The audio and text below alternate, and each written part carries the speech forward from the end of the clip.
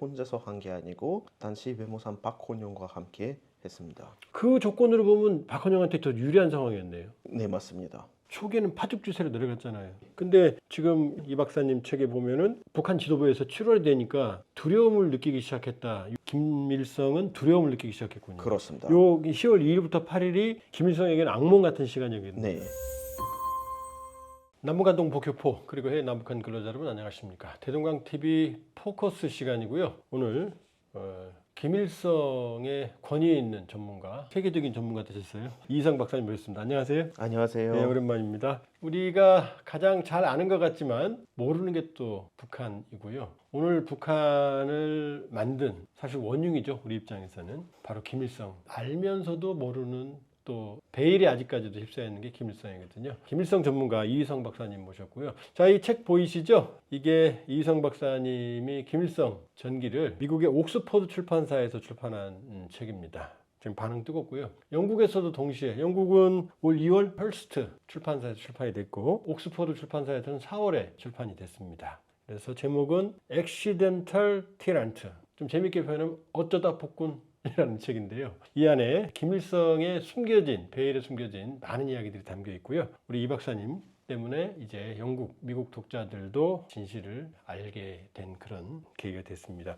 이희성 박사님 다시 한번 소개해드리면 서울대에서 사회학 박사를 하셨고요. 러시아에서 표도르 체르치지스키라는 이름으로 살아오셨는데 귀화를 하셔서 작년에 중민도까지 나오셔서요. 이제는 이휘성 박사님이십니다. 오늘 주제는요. 6.25. 그러면 이 6.25에 숨겨진 이야기를 좀 알아보겠습니다. 자, 우리는 그 김일성이 6.25를 결정했다고 알고 있거든요. 근데 혼자 결정한 게 아니라면서요? 그렇습니다. 당시 김일성은 아직 스탈린 소련으로부터 많이 의존했기 때문에 그래서 스탈린의 직접 허가 없이 아무것도 할 수도 없었습니다. 사실 파리도 이렇게 남조선을 무력으로 해방하자고 하는 파리도 혼자서 한 게 아니고 당시 외무상 박헌영과 함께 했습니다. 아, 그러면 혼자 결정할 권한이나 능력은 없었나 보죠, 그 시기에? 그렇습니다. 처음 결정한 건 언제예요? 49년 8월쯤에 나왔고 당시 김일성이 단위원장으로 된 직후에 나온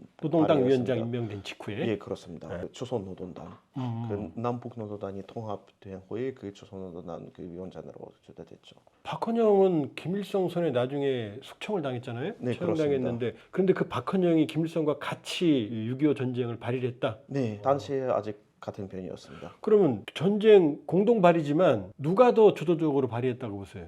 우리는 김일성 혼자 단독으로 결정한 걸로 아는 사람들이 많거든요. 사실 이렇게 구별하기가 좀 쉽지 않을 것 같고 왜냐하면 두 사람이 둘 다 계기가 있었고요. 김일성 입장에서는 전체 한반도를 자기 영토를 만들 계기가 있었고 그리고 박헌영 입장에서는 자기의 세력은 남로당이었죠. 그래서 남로당과 손잡고 앞으로 자신이 2인자 아니고 1인자 될 꿈이 있지 않을까 싶습니다. 아, 그 대목이 중요하네요. 그러니까 박헌영은 남로당 세력이 있으니까 김일성은 사실은 그 당시 북한, 북조선 세력 기반이 탄탄하지 않았잖아요. 그렇습니다. 당 위원장도 소련 군정 스티코프 그렇습니다. 쪽에서 밀어주니까 된 거고 내각 수상도 밀어주니까 된 거고 자력으로 된 건 아니잖아요. 네. 그럼 중요한 포인트네요. 우리가 간과했던. 그러니까 박헌영이 오히려 6.25를 통해서 본인이 조선공산당의 최고 정점, 최고 지도자가 되겠다고 생각할 개연성이 있네요. 그런 것 같습니다. 그 조건으로 보면 박헌영한테 더 유리한 상황이었네요. 네, 맞습니다. 그러면은 박헌영과 김일성이 결정을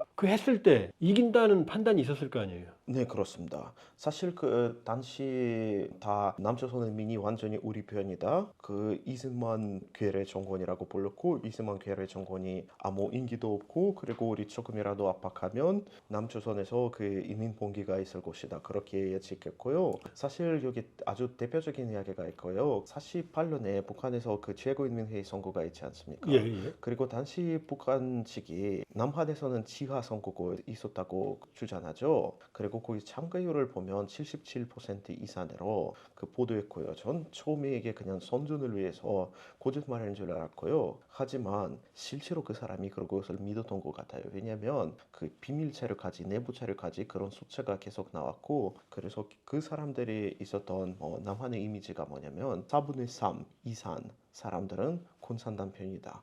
그리고 뿐만 아니라 지하 활동까지 준비되어 있는 공산당 활동가. 물론 그런 이미지 있으면 완전히 뭐 사실과 다르게 파악할 수밖에 없었죠. 그러니까 박헌영이나 김일성이 판단했을 때 그 당시 이승만 정권의 남조선은 네, 4분의 3 이상이 공산당이고 네, 그렇게. 좌파고 지하 활동이 있었기 때문에 내려가면 바로 끝날 거다. 네, 그렇죠. 좌파도 아니고 극좌. 극좌. 사실 그 당시에 좌파 세력이 강했던 건 사실이잖아요. 이게 네. 4분의 3 정도 아닙니다. 그래서 실제로 있었던 사실을 완전히 과대평가했던 것 같습니다. 그럼 49년 8월에 처음으로 발기했으면 그 당시 스탈린한테 허가를 받지 않으면 안 되잖아요. 네, 그럼 그 당시 이제 군정 책임자가 스티코프. 그럼 스티코프한테 얘기했을 거 아니에요.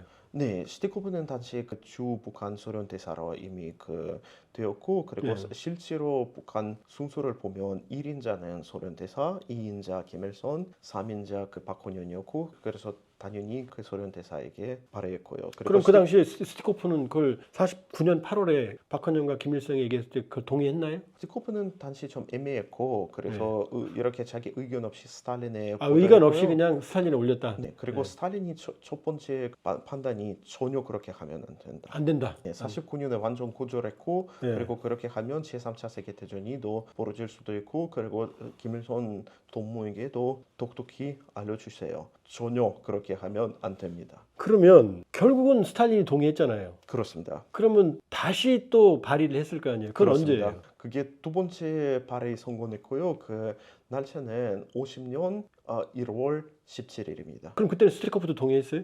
스티코프도 don했고, 그리고 그보다는 제일 핵심 변수는 스탈린도 의견을 바꿨습니다. 왜 그러냐면은 당시 아마 중국 상태를 보면서 49년에 거의 내전이 끝나가니까. 그렇습니다. 그리고 그 49년부터 그 50년까지 보면 50년에 마오쩌둥 세력이 그 중국 공산당이 완전 공산을 하죠. 중국 대륙을 장악했고, 중국에서 우리 공산당이 이겼기 때문에 혹시 뭐 조선에서도 그렇게 될 수도 있다. 스탈린이 그렇게 생각해서 그 당시 마오쩌둥이 모스크바에 있기 때문에 그래서 확실히 중국에 대해서 많이 생각하면서 그런 제안을 받은 것은. 그럼 49년 8월에 거절했고 50년 1월이면 5개월밖에 안 되는데 결정적인 변수는 중국 상황이었다. 그렇습니다. 중국이 공산화되면서 스탈린은 자신감을 가졌다. 그리고 스탈린이 그 6.25 전쟁 수락한 날은 1월 30일입니다. 정확히 기록이 나옵니까? 그렇습니다. 그런데 이 6월 25일 날 전쟁이 일어나고 7월 들어가면서 네, 초기에는 파죽지세로 내려갔잖아요. 근데 지금 이 박사님 책에 보면은 북한 지도부에서 7월이 되니까 두려움을 느끼기 시작했다. 이 전쟁이 일으키고 나서 초기에 이런 대목이 나오던데 그건 어떤 내용이에요? 네, 사실 조금 뜻밖의 아니 처음에 아주 승전 파죽지세로 내려가고 있는 시기였잖아요. 근데 왜 두려움을 느꼈죠? 예, 저도 기쁠 줄 알았는데 그리고 네. 그 사료를 보면 그렇지 않습니다. 왜 그러냐면은 북한 그 지도부는 당시 전혀 미군이 개입하지 않을 줄 알았습니다. 그리고 당시 그 미군이 여기 남한에서 완전히 철수된 상태잖아요. 그렇죠. 그리고 갑자기 미군군이 거의 전쟁의 두 번째 날부터 북한을 공격. 그다음에 도쿄에서 스미스 네, 대대가 특전대로 이제 급파됐죠. 그렇습니다. 네. 그것은 너무 뜻밖에 생긴 그 변수가 있었고, 그리고 두 번째는 북한 당국이 뭐 서울이 함락되면 남조선 전체에 무너질 줄 알았는데, 그리고 갑자기 뭐 인민봉기가 없다. 왜 그러는지 모르지만, 그리고 국군도 그 무너지지 못했고, 그리고 부산까지도 가지 못했습니다. 그러니까 지금 전쟁 전에 4분의 3이 극좌하고 남조선이 네. 그럴 때 밀고 내려가면 바로 무너질 거다라고 판단했는데 네. 북한 영화 김정은이 최근에 72시간 서울 점령할 때까지 시간이거든요. 네. 그리고 김정은이 땅을 치고 후회하는 게 후회라기보다는 유감스러워하는 게 왜 서울에서 3일 동안 머물렀느냐. 그때 치고 내려갔으면 끝났고 미군 중원군이 오기 전에 끝냈을 거다. 거기 통탄하는 장면이 나오거든요. 네. 그럼 3일 동안 기다린 이유 때문에 지금 여러 가지 설이 많거든요. 그럼 이 박사님 판단은 3일 동안 의도적으로 기다렸다. 네, 거기서 제가 알기로는 그게 최영건 민족보위상 명령이었고, 최용건 그때 민족보위상 국방부 장관. 그 사람이 당시 그 군대가 너무 피곤해서 쉬어도 좋다 그런 그 명령을 했고, 그것을 봤던 그 소련 고문관들이 좀 화가 났지만 명령이 이미 하달된 상태에서 취소하지 말자, 뭐 그냥 그렇게 하자. 결국에는 판단했습니다. 그러니까 최용건은 인민군을 쉬게 한다는 명분이었고 네, 그 당시 소련 군사고문단은 반대했다. 계속 네. 내려가야 된다. 그렇습니다. 그리고 정치적 판단으로는 내버려둬도 무너질 거다. 네, 라고 생각했다 이거죠. 그렇습니다. 그런데 이제 10월에 여기 또 어떤 대목이 나오느냐? 10월이면 이제 9.28 우리 국군 연합군이 수복하고 서울을 그 전에 인천 상륙작전으로 전기를 마련하고 이제 북한군이 쫓기기 시작하잖아요. 이 책에 보면은 10월에 김일성이 우리가 외세의 도움을 받지 못하면 조선을 잃어버릴 것이다 이렇게 한탄하는 대목이 나오던데 이건 어떤 내용이었어요? 네, 그 10월에 가장 그 중요한 것이 뭐냐면 중국 군대가 네. 참전할까 말까 고민 중이었고 그리고 마오쩌둥이 정말 이 문제에 대해서 애매했습니다. 애매했어요? 완전 애매했고 그리고 처음에 사실 참전을 반대했습니다. 왜냐하면 중국에서도 내전이 끝난 지 얼마 안 됐는데 그렇습니다. 1년인데 그렇습니다. 그래서 마오쩌둥이 역시 원래 스탈린 참전처럼 그 10월 2일에 우리 하지 않겠다고 한 후에 10월 8일 그 스탈린에도 압박을 받으면서 결국에는 수락했습니다. 그러니까 10월 2일에는 거절했는데 네, 그 명령 스탈린 내렸는데 그렇죠. 며칠 후에 그리고 8일 날 또? 스탈린의 압박을 받아서 의견을 바뀌었습니다. 그리고 이 짧은 기간 동안 김일성이 중국 그 도움을 받지 못할 줄 알았는데 그리고 중국 군대가 없으면 조선민주주의인민공화국이 완전히 무너질 줄 알았습니다. 그러니까 10월 2일 날 거절당하니까 이때 김일성은 두려움을 느끼기 시작했군요. 그렇습니다. 요 10월 2일부터 8일이 김일성에게는 악몽 같은 시간이었겠네요. 네, 두려움이면서 그 우울증이라고 할 수도 있고 그래서 김일성이 자기 개인 비서 문일에게 그렇게 고백했고 외세의 도움을 받지 못하면 조선을 잃어버릴 것이다. 정말 나중에 뭐 김일성이 사력갱생이라는 것을 강조했는데 그래서 정말 이거와 완전히 다르게 보이는 문일은 문제죠. 고려인이었죠. 고려인이었습니다. 그러면 문일의 그 기록은 남아 있네요 지금. 네, 문일이 왜냐면 같은 날 사실 한 시간도 지나지 않아서 시티코프 대사에게 보고했고 그리고 시티코프의 건축일기 보면 거기 같은 날 그 기록이 남아 있습니다. 야, 근데 이 이제 결국은 비극적으로 동족 상잔에 비극으로 남고 분단이 됐잖아요. 그렇습니다. 근데 우리한테는 비극이었고 김일성에게는 사실 패배한 전쟁이잖아요. 네, 근데 김일성한테는 이 6.25를 계기로 전쟁을 박헌영이랑 같이 공동으로 발휘할 정도로의 n분의 1이었던 김일성이 이 6.25를 계기로 이제 단독으로 올라서는 계기가 6.25잖아요. 그러니까 김일성에게는 사실은 정치적으로는 승리한 전쟁일 수 있잖아요. 그렇습니다. 예를 들어서 지금 계속 스티코프 대사, 스티코프 중장 얘기했지만은 소련 군정이었고 소련이 가장 큰 세력이었잖아요. 네, 그럼 소련파, 북한에 있던 소련의 지원을 받은 소련파들이 제일 강했고 그 중에 거두가 허가해 아니었어요? 네 그렇습니다. 근데 이 허가이가 이 전쟁 중에 제거되잖아요. 네 그렇습니다. 53년입니다. 53년입니까? 여기서 한 가지 좀 말씀을 드리고 싶습니다. 김일성은 사실 인생의 두 번째는 패배에 통해서 승리를 얻었습니다. 왜냐하면 팔치산 활동 때도 사실 패배했잖아요. 예. 그래도 결국에는 북조선 수련이 되었고 예. 그리고 6.25 전쟁 사실도 그게 남조선 정복시키지 못했지만 결국에는 그 소련 통제로부터도 그 벗어났고 유일한 통치자가 되었습니다. 두 개의 패배를 두 개의 성공으로 바꾼 귀재네요. 그렇습니다. 우리한테는 비극이지만. 자, 허가이 그 쟁쟁했던 허가이가 자살로 처리돼 있어요? 자살인지 암살인지 알 수 없고 그리고 사실은 그렇게 저렇게 믿을 근거가 있습니다. 왜냐면 한편으로 그의 아버지도 자살자였습니다. 그래서 가족에서 그런 스토리가 있으면 가족사가. 그렇습니다. 근데 허가이가 자살할 이유가 없었잖아요. 그때 그 김일성으로부터 많이 그 압박을 받았고 처음에 단 부위원장에서 부수산으로 간등됐고 그리고 나중에 부수산 자리도 빼앗길 예정이었습니다. 그래서 허가이 사망 그 전날 그 사람은 소련 대사관에 찾았던 기록이 있고 그리고 대사관으로부터 아무 도움을 받지 못한 것입니다. 그렇게 보면 자살처럼 보이고 하지만 허가이 대부분 친척들은 사실 뭐 다 암살이라고 생각했습니다. 제가 소련 러시아 아르히브 문서보관소 사업을 했었거든요. 지원을 받아서 제가 사업 단장이었거든요. 네, 제가 찾은 문건을 보니까 허가이가 자살했는데 그 시신을 가족에게 인도 안 하고 바로 매장을 해버렸어요. 그렇습니다. 그것도 아주 의심스럽게 보이죠. 의심스럽죠. 그리고 그 맞습니다. 전까지도 술 먹고 친구들이랑 그런 면에서 본다면 큰 흐름으로 보면 김일성이 정적을 제거하는 그 흐름으로 본다면 저는 제거한 가능성이 더 높다 개인적으로 판단하고 있습니다. 그럴 수도 있습니다. 사실 근데 자살이라도 왜 자살했습니까? 김일성의 압박을 받아서 그렇고 자살을 그래서 했다 하더라도 그렇죠. 그래서 그 여기 김일성이 직접적인 책임인지 간접적인 책임인지 알 수 없지만 책임이 확실히 있습니다. 자 박일우라는 인물이 있죠. 네, 그런 사람이 박일우도 있었습니다. 처형당했죠. 네, 그렇습니다. 박일훈은 그 당시 어떤 인물이었죠? 영아파 출신 그 북한 첫 번째 내무관이고, 그리고 박기로 재미있게도 그 재영군 민족부의산 관계가 극히 나빠서 그래서 박기로 처음에 체포된 후에 재영군이 자꾸 그 사람을 처형해야 한다고 처형해야 된다고. 판단했고, 한 번 조금 웃기는 사건이 더 있었고요. 음. 왜냐하면 김일성이 처음에 그 사람을 제거될 준비되어 있지 않고 박기로 그 사건 심사가 완료됐고 무죄로 판단되었습니다. 어떻게 처리하면 좋겠습니까? 그리고 재영군이 자리에서 일어나서 뭐 처형해야지라고 했습니다.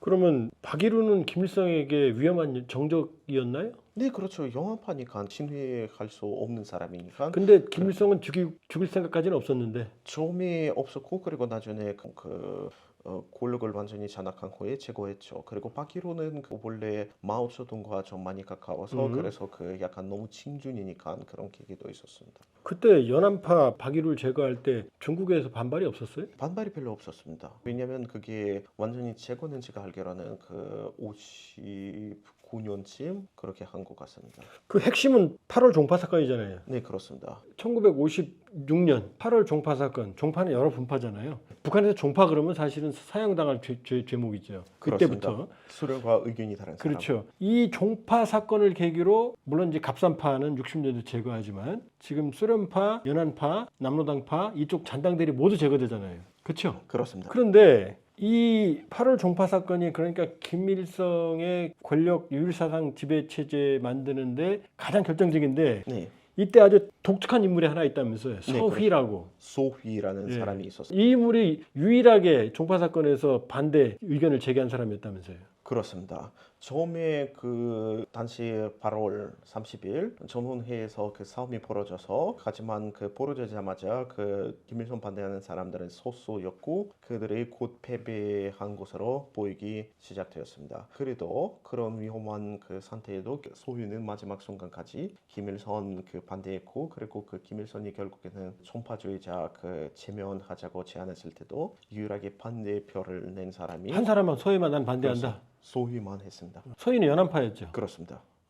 그럼 중국을 믿고 그랬을까요? 그 사람이 같은 날 중국에 만면했습니다. 이제 위험을 느끼니까 중국으로 도망갔어요. 그렇습니다. 왜냐하면 그렇게 되지 않으면 아마 몇 시간 내에 체포되었을 죽을 것 거니까. 같고, 네, 그렇습니다. 근데 서해는 중국 가서도 또 그냥 강직하게 살았다면서요. 네, 중국에서도 사실 국적도 받지 못했고 결국 계속 외국인으로서 샀는데, 그래도 마오쩌둥 문화대혁명, 군부변운동, 대약진 보면서 중국 지도부까지도 용감하게 비판했습니다. 숙청은 안 당했어요? 숙청 당하지 않았고, 그리고 왜냐하면 마오는 몇 년을 가지 못했고, 하지만 조은라이 만났을 때도 중국 공산당 전직이 완전 큰 실수가 있다고 판단하고, 그리고 이민 대전을 그렇게 단합하면 안 된다 했고, 그리고 조은라이 당시 화가 났고, 당신은 누구냐 만면자이고 우리는 당신은 받아들였고, 그리고 만면자 신분까지 줬고, 감히 어떻게 우리 공산당 욕하냐.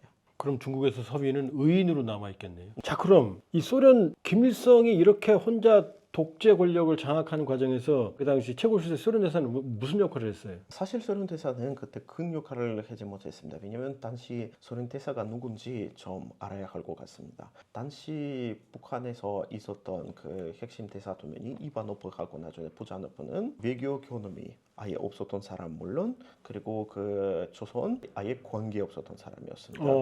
그냥 일반 간부였고, 그리고 크루쇼프와 싸워서 좀 운이 안 좋아서 밀려난. 그렇죠, 밀려난 사람이었습니다. 그러니까 상황 파악을 못했네요. 그렇죠. 간든 당했던 그 일반 간부였고, 그래서 그 이바노프 대사도 김일성을 통제하지 못해서 결국에는 소련은 사실 그 전에 북한을 괴뢰 국가처럼 다스렸지만, 그리고 약 57년부터 김일성이 완전히 단독 그 지도자가 되었고, 더 이상 소련의 말을 듣지 않게 되었습니다. 이바노프의 무능이 김일성이라는 괴물을 만들었네요. 그렇습니다. 만일에 스티코프 전 대사였다면 그런 일 벌어지지 않았겠죠. 예, 오늘 우리가 몰랐던 6.25, 우리가 몰랐던 김일성, 우리 이휘상 박사님과 함께 했고요. 예, 마치겠습니다. 좋아요, 구독, 알람 부탁드리겠습니다.